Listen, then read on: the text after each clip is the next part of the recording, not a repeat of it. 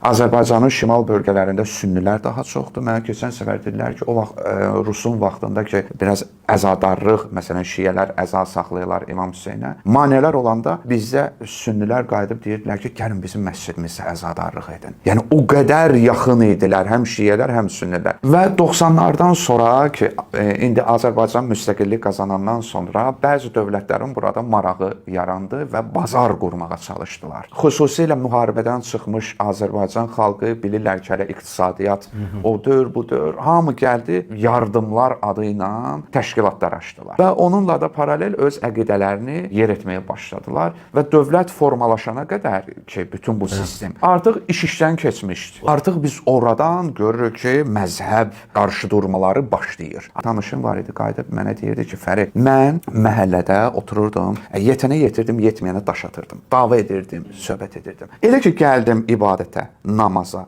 və bu deyir ki, temperamentimi çevirdim şiə-sünni davalarına, mübahisələrinə.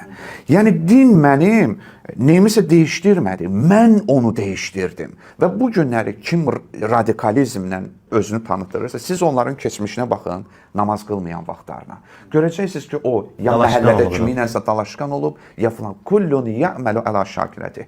Quran deyir, hər bir kəs öz şakiləsinə, təbiətinə uyğun deyir, Allah deyir ki, əməl edir. Bəzən Allaha şükürlər edirəm ki, mən Azərbaycandayam. Fikirlərimi azad şəkildə ifadə edirəm. Mən hansısa müəyyən müsəlman ölkələrində olsaydım, mənim fikrim əsas kütlənin fikri ilə zidd olsaydı, mən bilmirəm ki, ya hansısa bir alim fətva verərdi ki, onu işin xətm edin, ya hansısa bir dindarlar gəlib evi mənim başıma uçurdardılar.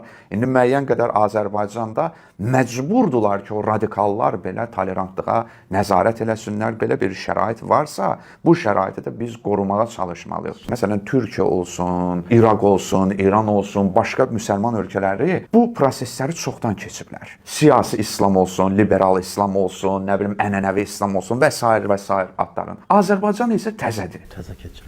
Yəni, belə baxırsınız ki, Azərbaycanda hətta kökü kəsilmiş məzhəb və ideologiyalar cüzərməyə başlayıb indi. Başqa ölkələrdə bu ölüb. Məsələn, məni də gəl çıx ki, debata, rəcəs oxuyurlar mənim üçün. Deyirəm, qardaş, mən səninlə debata niyə çıxmalıyım? Birincisi, mən sənin ədəbini görmürəm. Sən gəl ginən küçəyə çıxaq, söhbət edək səninlə deyə bilmirsən mənə. Onu debat əvəzi ilə deyirsən. Çox təəssüflər olsun müsəlmanlar arasında bir adamın anasını, bacısını, nəslini təhqir edə bilmir. Onu din adına edir. Filankesi tanımayan, deməli anası filankesdir. Deməli sən küçədə olsaydın kiminsə anasını söyəcəydin. Amma söyə bilmirsən, bunu hədis din adına etməyə çalışırsan.